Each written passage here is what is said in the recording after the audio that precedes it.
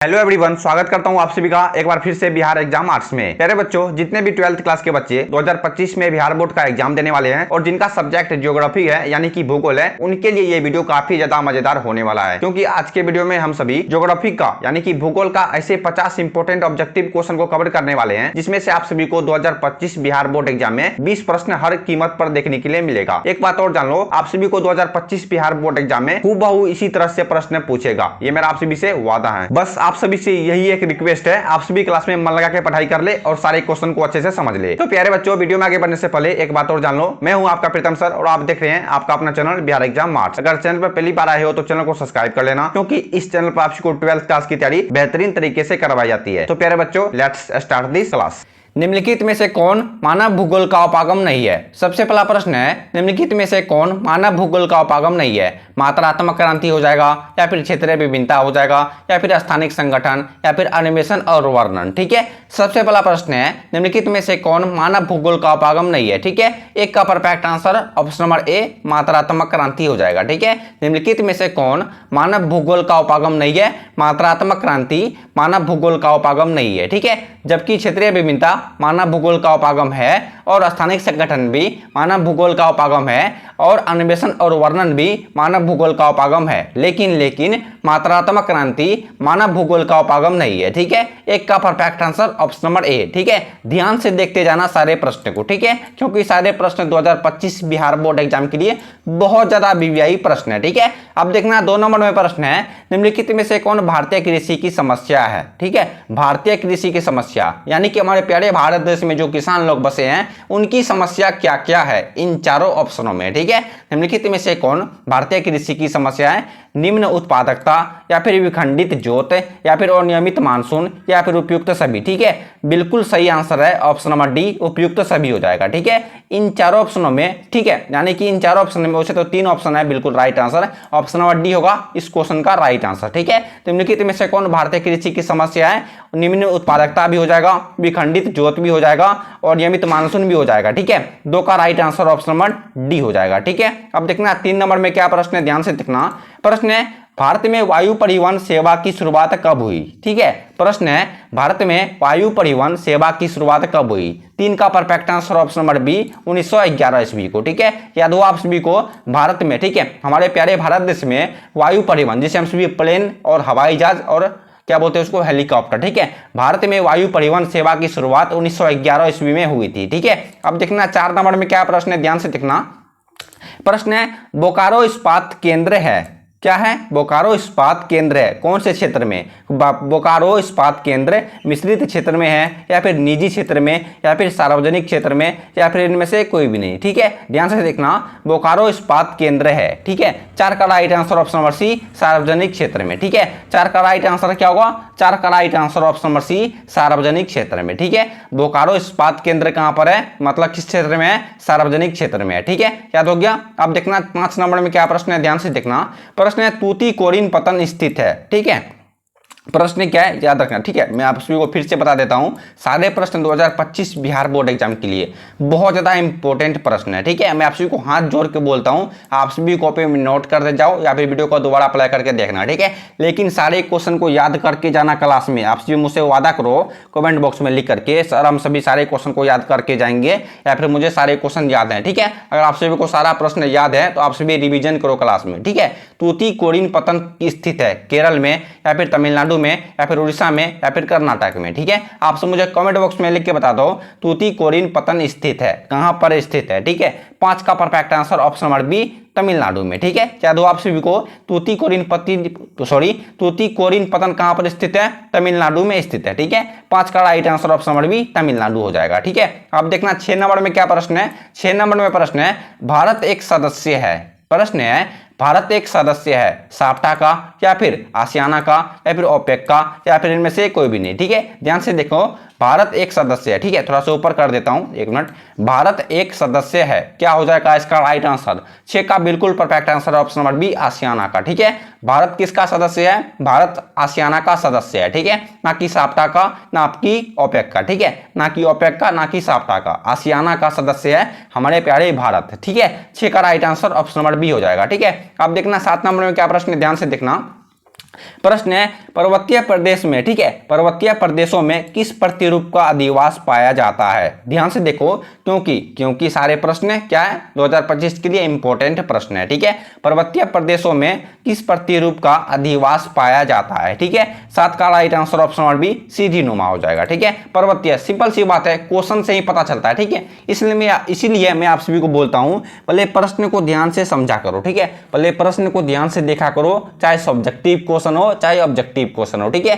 क्योंकि आम में ही गुठली होता है, ठीक है, आम में ही गुठली होता है, गुठली में ही आम होता है। समझ रहे आपसे भी, ये कहावत है, थोड़ा सा उधर उल्टा कहावत है, ठीक है।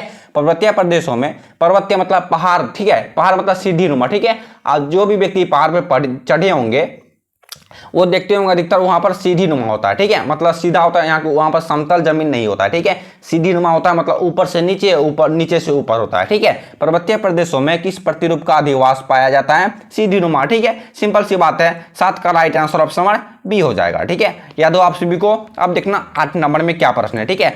8 नंबर में क्या प्रश्न है, यानी कि 8 नंबर में क्या प्रश्न है, ध्यान से देखना। प्रश्न है निम्नलिखित में कौन सबसे छोटी है, कौन सबसे छोटी बेसिन है। यह भी क्वेश्चन बार बार पूछा जाता है, ठीक है। निम्नलिखित में कौन सबसे छोटी है, नर्मदा बेसिन या फिर कृष्ण बेसिन, या फिर यहाँ पर कृष्णा होगा या फिर कृष्ण, दोनों पूछ सकता है, या फिर तापी बेसिन, या फिर इनमें से कोई भी नहीं, ठीक है। सबसे छोटी बेसिन कौन सी है, आप सब मुझे कमेंट बॉक्स में लिख के बताओ, ठीक है। निम्नलिखित में कौन सबसे छोटी है। 8 का right answer option number C Tapi basin हो जाएगा, ठीक है। निम्नलिखित में कौन सबसे छोटी है, तापी बेसिन है, ठीक है। अब देखना 9 नंबर में क्या प्रश्न है, ध्यान से देखना। प्रश्न है रेल मार्ग के जाल का संगतम घनत्व है, ठीक है। प्रश्न है रेल मार्ग के जाल का संगतम घनत्व है ब्राजील में, या फिर संयुक्त राज्य अमेरिका में, या फिर कनाडा में, या फिर रूस में, ठीक है। इस क्वेश्चन का कहने का मतलब है रेल के मार्ग के, ठीक है, जहां पर मतलब बहुत सारे रेल के पटरी बिछाए हुए हैं, ठीक है, जहां पर बहुत सारे रेल गुजरते हैं, ठीक है। रेल मार्ग के जाल का संगतम घनत्व है, ठीक है, कहां पर है। 9 का right answer option number B संयुक्त राज्य अमेरिका में, ठीक है। याद हो आप सभी को। 9 का perfect answer option number B संयुक्त राज्य अमेरिका में, ठीक है। बहुत सारे रेल हैं, ठीक है, यानी कि वहां पर बहुत सारे मतलब मेट्रो रेलवे स्टेशन है, ठीक है। रेल मार्ग के जाल का संगतम घनत्व कहां पर है, संयुक्त राज्य अमेरिका में, ठीक है। अब देखना 10 नंबर में क्या प्रश्न है, ध्यान से देखना। प्रश्न है 2011 की जनगणना के अनुसार भारत की जनसंख्या कितनी थी, ठीक है। भारत की बोल रही है, ना कि अदर देश की, ठीक है। 2011 की जनगणना के अनुसार भारत की जनसंख्या कितनी थी, 121 करोड़, या फिर 118 करोड़, या फिर 102 करोड़, या फिर 126 करोड़, ठीक है। बताओ 10 का परफेक्ट आंसर क्या होगा। 10 का परफेक्ट आंसर ऑप्शन नंबर ए 121 करोड़, ठीक है। देखो मैं आप सभी को क्वेश्चन जल्दी से जल्दी इसलिए कवर करा देना चाहता हूं, ये मत समझना, ठीक है। कितने बच्चे के मन में ये डाउट चल रहा होगा, मेरे पास अभी 2-4 महीना यानी कि 5-6 महीना का समय है, मैं फिर कभी पढ़ लूंगा, ठीक है। जो बच्चे के मन में ये डाउट चल रहा है वो सबसे बड़ा गधा है मेरे हिसाब से, ठीक है। खैर आप सब अपने सोच लो।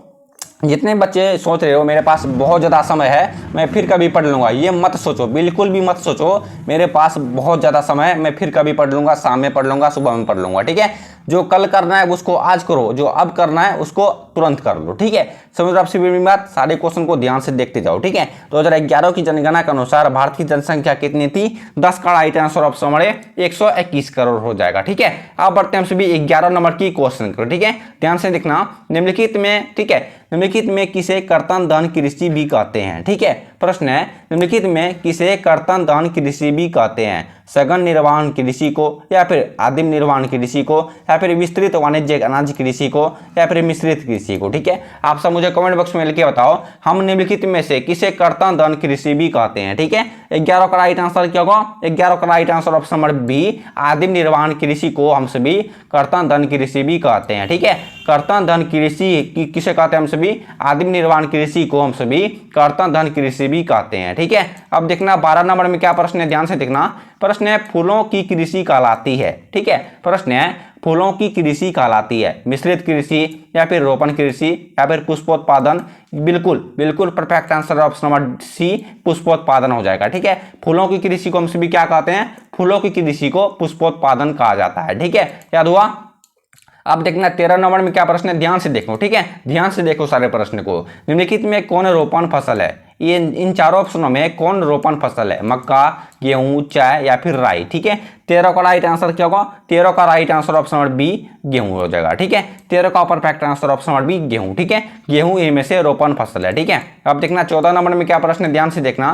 प्रश्न है रबर किस प्रकार की कृषि का उपज है? ठीक है, प्रश्न क्या है? प्रश्न है रबर किस प्रकार की कृषि का उपज है? रोपण कृषि या फिर भूमध्य सागरीय कृषि। ठीक है, चौथा ऑप्शन क्या है, मतलब दूसरा ऑप्शन क्या है? दूसरा ऑप्शन है भूमध्य सागरीय कृषि। ठीक है, बिल्कुल perfect answer option number B भूमध्य सागरीय कृषि। ठीक है, रबर किस प्रकार की कृषि का उपज है, मतलब रबर किस प्रकार की कृषि, मतलब रबर कौन सी जमीन पर उगाया जाता है? ठीक है, रबर भूमध्य सागरीय कृषि पर उगाया जाता है। ठीक है, 14 का right answer option number B हो जाएगा। ठीक है, अब देखना 15 नंबर में क्या प्रश्न है, ध्यान से देखना। नेक्स्ट प्रश्न है निम्नलिखित में से कौन विकास का सर्वोत्तम संकेतक है? ठीक है, प्रश्न है निम्नलिखित में से कौन विकास का सर्वोत्तम संकेतक है? आहार में वृद्धि या फिर आकार में वृद्धि या फिर गुण में साधारण परिवर्तन या फिर आकार में स्थिरता। आप सभी को पता है इस क्वेश्चन का राइट आंसर क्या होगा?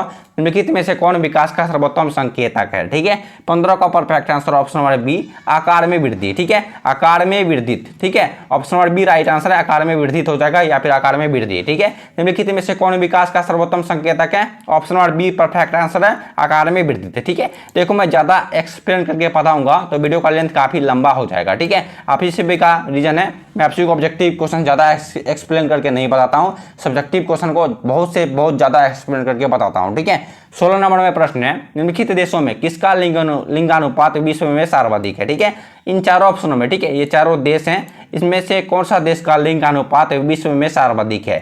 लेटविया का या फिर संयुक्त राज्य अमेरिका का या फिर फ्रांस का या फिर जापान का? ठीक है, आप सब मुझे कमेंट बॉक्स में लिख के बताओ 16 का परफेक्ट आंसर क्या होगा?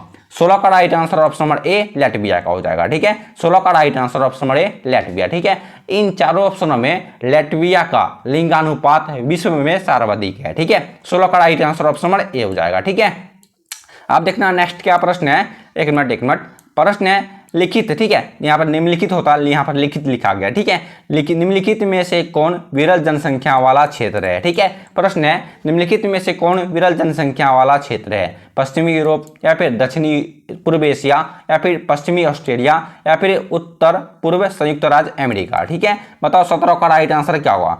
17 का perfect answer option number C, option number C पश्चिमी ऑस्ट्रेलिया। ठीक है, निम्नलिखित में, ठीक है, निम्नलिखित में से कौन विरल जनसंख्या वाला क्षेत्र है? 17 का राइट आंसर क्या होगा? 17 का right answer option number C पश्चिमी ऑस्ट्रेलिया। ठीक है, अब देखना 18 नंबर में क्या प्रश्न है, ध्यान से देखना। प्रश्न है निम्नलिखित में कौन ऑस्ट्रेलिया की राजधानी है? ठीक है, प्रश्न है निम्नलिखित में से कौन ऑस्ट्रेलिया की राजधानी है? कैनबेरा, अदिस अबाबा या फिर बीजिंग या फिर पंजाब? ठीक है, बताओ 18 का राइट आंसर क्या होगा? प्रश्न है निम्नलिखित में कौन ऑस्ट्रेलिया की राजधानी है? ठीक है, 18 का राइट आंसर क्या होगा?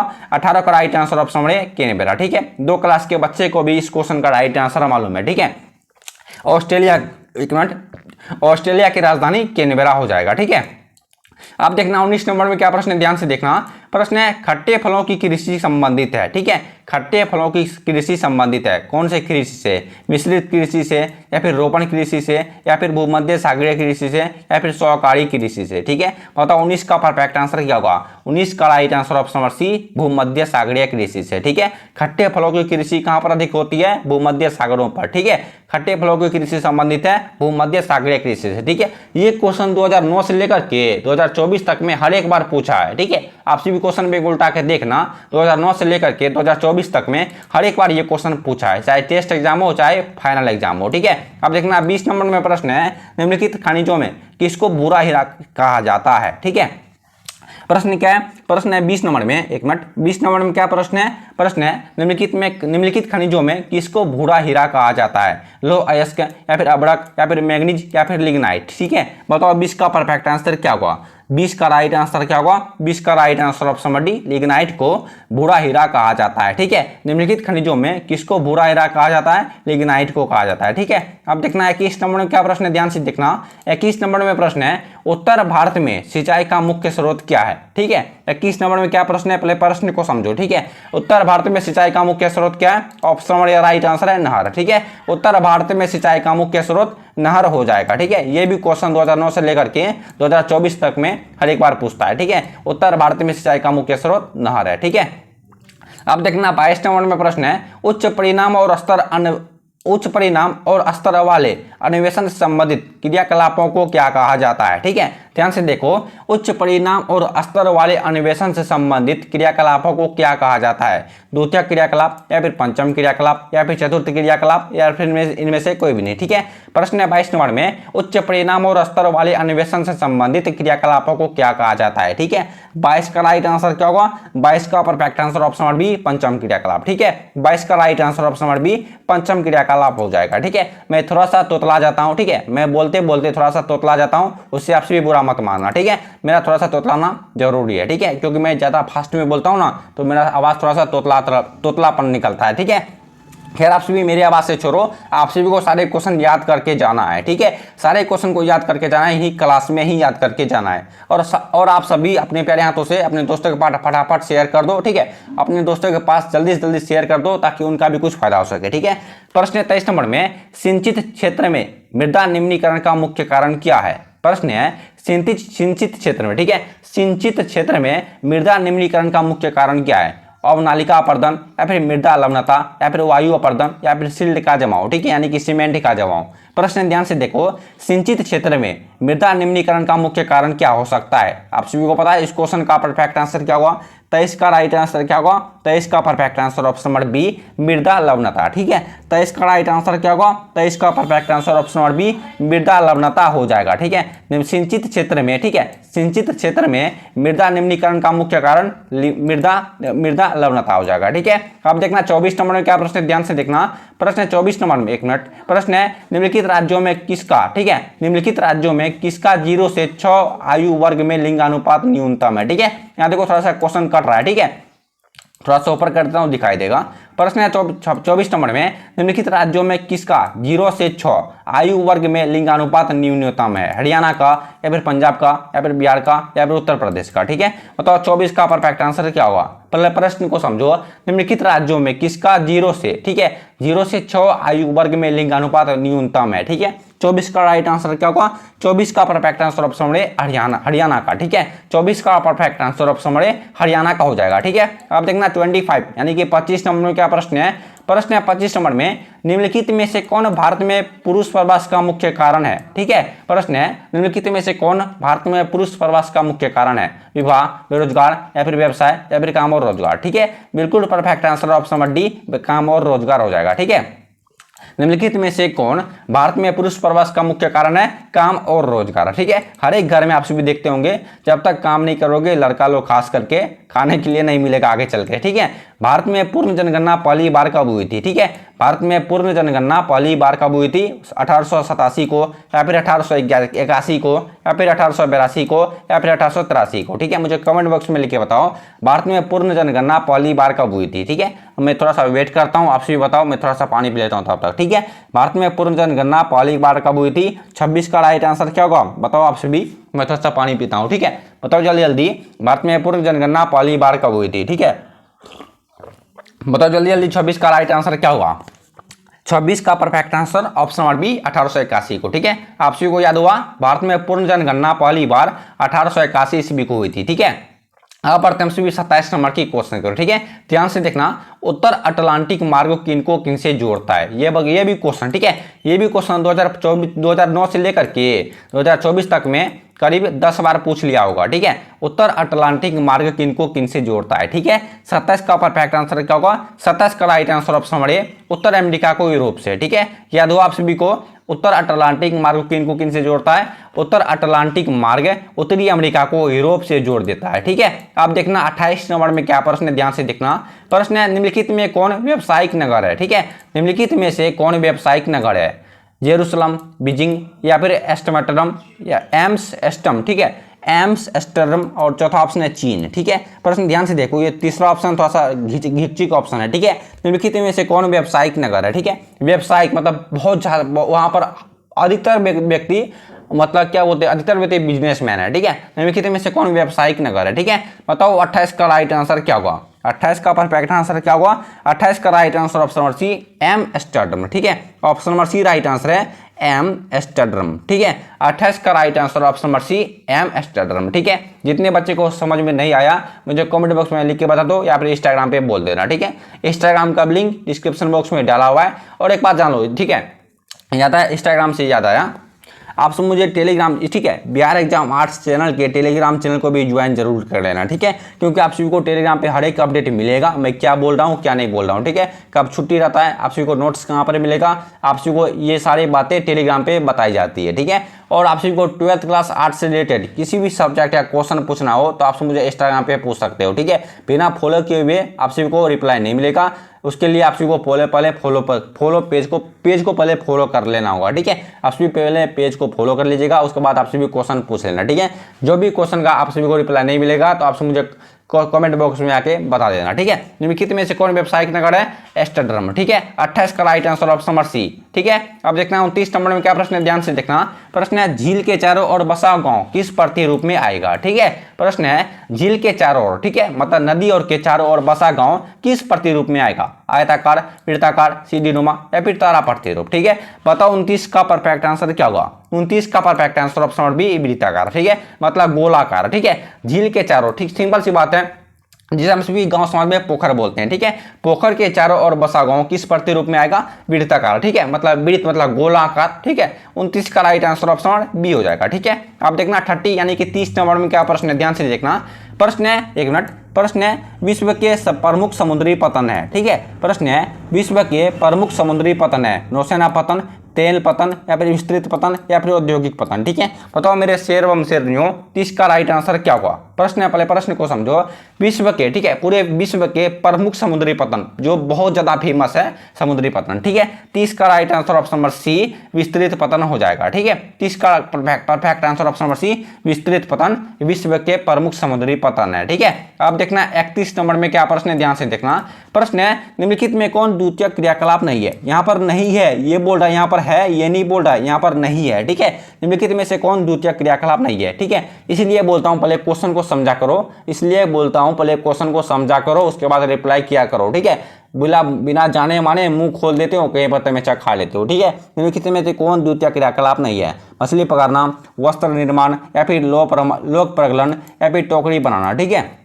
बताओ 31 का राइट आंसर क्या होगा, 31 का परफेक्ट आंसर ऑप्शन नंबर ए मछली पकड़ना कि द्वितीय क्रियाकलाप नहीं है, याद हुआ, मछली पकड़ना द्वितीय क्रियाकलाप नहीं है, ठीक है, ये तृतीय क्रियाकलाप या फिर प्रथम क्रियाकलाप के अंतर्गत आएगा। मैं थोड़ा सा कंफ्यूज हूँ इसलिए तो आप सभी को परफेक्ट नहीं बता सकता, ठीक है, मतलब परमानेंट नहीं बता सकता। निम्नलिखित में से कौन द्वितीय क्रियाकलाप नहीं है, 31 का right answer option number A हो जाएगा, ठीक है। अब देखना 32 नंबर में क्या प्रश्न है, ध्यान से देखना, प्रश्न है 32 नंबर में औद्योगिकरण से कौन सा प्रदूषण होता है, ठीक है, औद्योगिकरण से कौन सा प्रदूषण होता है, ठीक है, औद्योगिकरण मतलब क्या हुआ, यहाँ पर बड़े बड़े फैक्ट्री चलते हैं, कारखाने हैं, उससे जो धुआं निकलता है उनका जो पानी बचता है वो समुद्र में मिला जाता है, ठीक है, वो समुद्र में गिरा दिया जाता है, जिनके कारण बहुत सारे बीमारियां होती हैं, ठीक है। औद्योगिकरण से कौन कौन से प्रदूषण होते हैं, जल प्रदूषण, वायु प्रदूषण या फिर ध्वनि प्रदूषण या फिर सभी, ठीक है, मतलब इस ठीक है, आजकल सारे चीज डिजिटल हो चुके हैं, ठीक है, हर एक चीज मोबाइल के यानी कि कंप्यूटर के द्वारा ही होता है, ठीक है।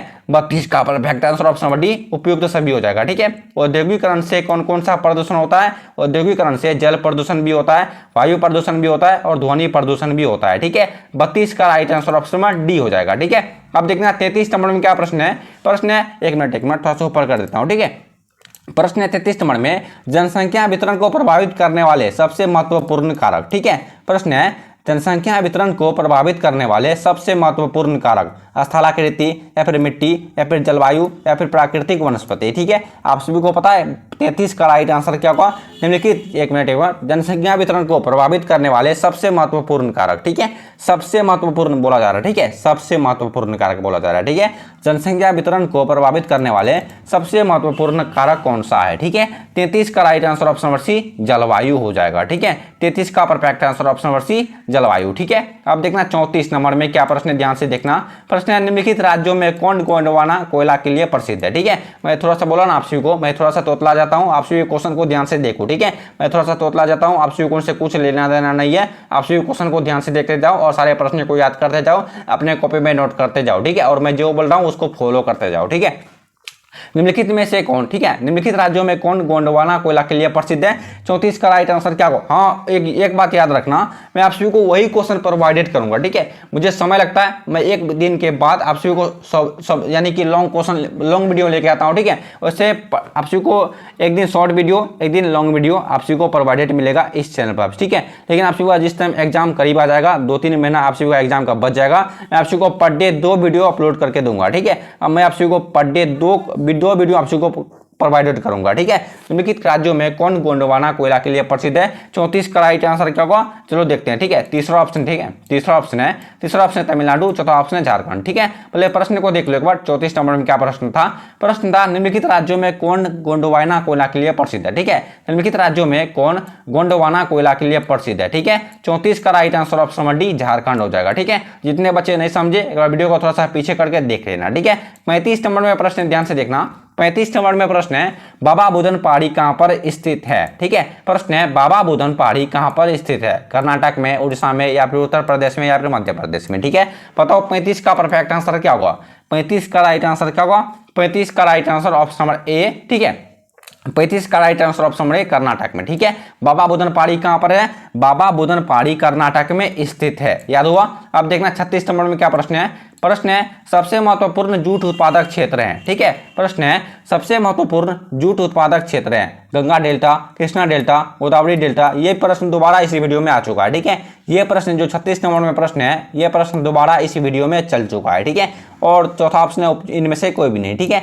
प्रश्न को समझो, फिर से देख लो, कोई बात नहीं। सबसे महत्वपूर्ण जूट उत्पादक क्षेत्र है, ठीक है। 36 का राइट आंसर ऑप्शन नंबर ए गंगा डेल्टा, ठीक है। सबसे महत्वपूर्ण जूट उत्पादक क्षेत्र है गंगा डेल्टा, ठीक है। 36 का राइट आंसर ऑप्शन नंबर ए, ठीक है। अब देखना 37 नंबर में क्या प्रश्न है। प्रश्न है तारापुर नाभिकीय ऊर्जा केंद्र अवस्थित है, कहां पर अवस्थित है, ठीक है। तारापुर नाभिकीय ऊर्जा केंद्र कहां पर अवस्थित है? उत्तर प्रदेश में, महाराष्ट्र में, मध्य प्रदेश, या फिर छत्तीसगढ़ में, ठीक है। आप सभी को पता है 37 का राइट आंसर क्या होगा? तारापुर नाभिकीय ऊर्जा केंद्र अवस्थित है, ठीक है। 37 का right answer option number B Maharashtra में, ठीक है। 37 का राइट आंसर क्या होगा? 37 का right answer option number B Maharashtra में, ठीक है। अब देखना 38 नंबर में क्या प्रश्न है, ध्यान से देखना।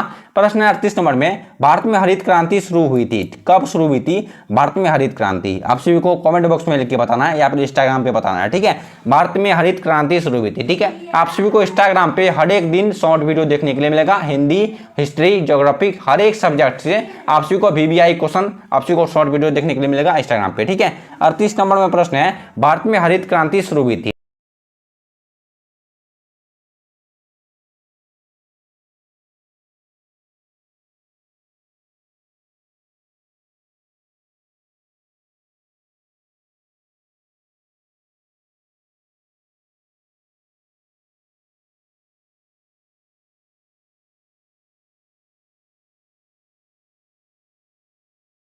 आप सभी को 39 नंबर का प्रश्न याद हो गया। कोलकाता पतन कहां पर स्थित है? कोलकाता पतन पश्चिम बंगाल में स्थित है, ठीक है।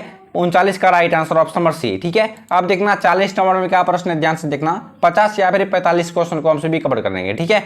40 नंबर में प्रश्न है निम्नलिखित रोगों में कौन वायु जलजन्य है, ठीक है। प्रश्न है 40 नंबर में निम्नलिखित रोगों में से कौन वायु जलजन्य है? श्वसन संक्रमण या फिर अतिसार? बिल्कुल perfect answer option number B अतिसार, ठीक है। निम्नलिखित रोगों में से कौन वायु जलजन्य है? Option number B right answer है अतिसार, ठीक है।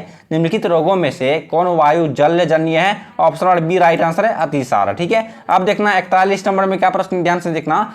शुष्क, ठीक है, शुष्क क्षेत्र में मृदा अपरदन का मुख्य कारण क्या हो सकता है, ठीक है। प्रश्न ध्यान से देखना। शुष्क क्षेत्र में मृदा अपरदन का मुख्य कारण क्या है? अवनालिका अपरदन, ठीक है, सबसे पहला ऑप्शन है अवनालिका अपरदन। चलो दूसरा ऑप्शन देखते हैं। दूसरा ऑप्शन है सिल्ट जमाव, और तीसरा ऑप्शन है वायु अपरदन, चौथा ऑप्शन है इनमें से कोई भी नहीं, ठीक है। प्रश्न को पढ़ने पे एक बार फिर से देख लो, ठीक है। 41 नंबर में प्रश्न है शुष्क क्षेत्र में मृदा अपरदन का मुख्य कारण क्या है, ठीक है। 41 का राइट आंसर क्या होगा? 41 का perfect answer option number C वायु अपरदन हो जाएगा, ठीक है। जितने बच्चे नहीं समझे वीडियो को थोड़ा सा पीछे करके देख लेना, ठीक है। अब देखना 42 नंबर में क्या प्रश्न है। प्रश्न है निम्नलिखित राज्यों में से किसकी जनसंख्या सर्वाधिक है, ठीक है। इन चारों ऑप्शनों में किसकी जनसंख्या सर्वाधिक है? उत्तर प्रदेश की, या फिर बिहार की, या फिर पंजाब की, या फिर महाराष्ट्र की। ठीक है, निम्नलिखित राज्यों में किसकी जनसंख्या सर्वाधिक है? ठीक है, 42 का राइट आंसर क्या होगा? 42 का right answer option number A Uttar Pradesh की। ठीक है, 42 का right answer option number A Uttar Pradesh की जनसंख्या सर्वाधिक है। ठीक है, 42 का right answer option number A हो जाएगा। ठीक है, अब देखना 43 नंबर में क्या प्रश्न है, ध्यान से देखना। 43 नंबर में प्रश्न है 2011 की जनगणना के अनुसार बिहार की जनसंख्या कितनी थी? ठीक है, प्रश्न क्या है 43 नंबर में? प्रश्न 43 नंबर में 2011 की जनगणना के अनुसार बिहार की जनसंख्या कितनी थी? 10.41 करोड़, या फिर 11.40 करोड़, या फिर 11.42 करोड़, या फिर 121 करोड़। ठीक है, प्रश्न है 43 नंबर में 2011 की जनगणना के अनुसार बिहार की जनसंख्या कितनी थी? ठीक है, 43 का राइट आंसर ऑप्शन नंबर ए 10.41 करोड़। ठीक है, 2011 की जनगणना के अनुसार बिहार की जनसंख्या कितनी थी? 2011 की जनगणना के अनुसार बिहार की जनसंख्या 10.41 करोड़ थी। ठीक है, अब देखना 44 नंबर में क्या प्रश्न है, ध्यान से देखना। प्रश्न है 44 नंबर में नदी के साढ़े बसा गांव किस प्रतिरूप में आएगा? प्रश्न है नदी के साढ़े बसा गांव किस प्रतिरूप में आएगा? आयताकार, वृत्ताकार, या फिर सीढ़ीनुमा, या फिर रेखीय। ठीक है, आप सभी को बताना है इस क्वेश्चन का राइट आंसर क्या होगा। प्रश्न है नदी के साढ़े बसा गांव किस प्रतिरूप में आएगा? ठीक है, 44 का right answer option number D रेखीय। ठीक है, 44 का राइट आंसर क्या होगा? 44 का right answer option number D रेखीय। ठीक है, खैर छोड़ो, आज के वीडियो में हम सभी मात्र 45 क्वेश्चन को ही कवर करेंगे। ठीक है, क्लास में हम सभी बोर हो जाते हैं पढ़ते पढ़ते। ठीक है, अब देखना प्रश्न है 45 नंबर में नेताजी सुभाष चंद्र बोस अंतरराष्ट्रीय हवाई अड्डा कहां पर अवस्थित है? ठीक है, कहां पर स्थित है? सॉरी, अवस्थित मतलब होता है मतलब वहां पर वो नहीं है। ठीक है, और स्थित मतलब होता है वहां पर स्थित है, यानी कि वो वहां पर है। ठीक है, 45 नंबर में प्रश्न है नेताजी सुभाष चंद्र बोस अंतरराष्ट्रीय हवाई अड्डा कहां पर स्थित है? उड़ीसा में, या फिर पश्चिम बंगाल में, या फिर हैदराबाद में, या फिर मुंबई में? ठीक है, बताओ 35 का परफेक्ट आंसर क्या होगा? ठीक है, 45 का राइट आंसर क्या होगा? 45 का राइट आंसर ऑप्शन बी पश्चिम बंगाल में। ठीक है, नेताजी सुभाष चंद्र बोस अंतरराष्ट्रीय हवाई अड्डा पश्चिम बंगाल में स्थित है। ठीक है, आई होप कि आप सभी को सारे प्रश्न याद हो गया बेहतर तरीके से। ठीक है, अगर आप सभी को वीडियो अच्छी लगी तो वीडियो को लाइक करना ना भूलना, और चैनल पर पहली बार आए तो चैनल को सब्सक्राइब करना ना भूलना। ठीक है।